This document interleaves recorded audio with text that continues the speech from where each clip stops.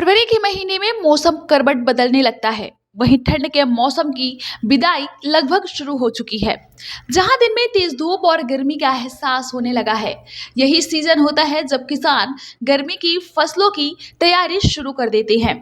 और ऐसे में गर्मी के सीजन में कुछ सब्जियां ऐसी हैं जो बम्पर पैदावार देती हैं, जिसकी खेती करके आप अच्छे खासे पैसे कमा सकते हैं।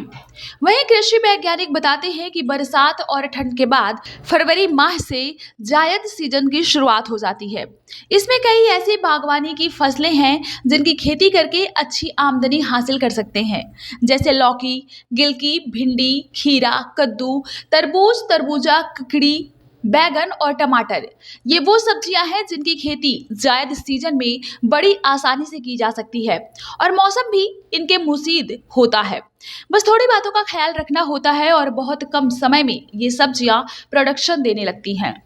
कृषि वैज्ञानिक बताते हैं कि ठंड की विदाई और गर्मी के आगमन के साथ जायद सीजन की खेती की शुरुआत हो जाती है, जहां फरवरी के पहले सप्ताह से लेकर मार्च के आखिरी सप्ताह तक जायद फसल उगाना बेस्ट माना जाता है।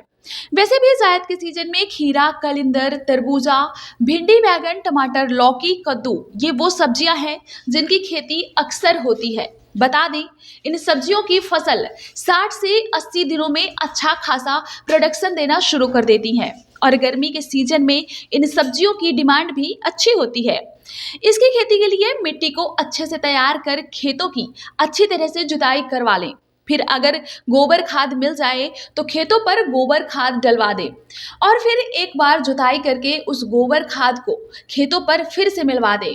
फिर इन फसलों को लगाना शुरू करें और समय समय पर इन्हें खाद दवाई देते रहें और बारीकी से उनका निरीक्षण करते रहें, तो ये फसल बहुत जल्दी उत्पादन देने लगती हैं।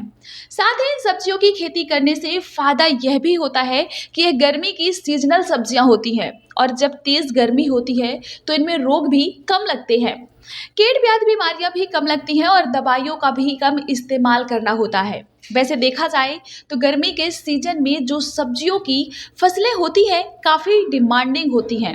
ऐसी सब्जियों को लोग खाना गर्मी में ज़्यादा पसंद करते हैं।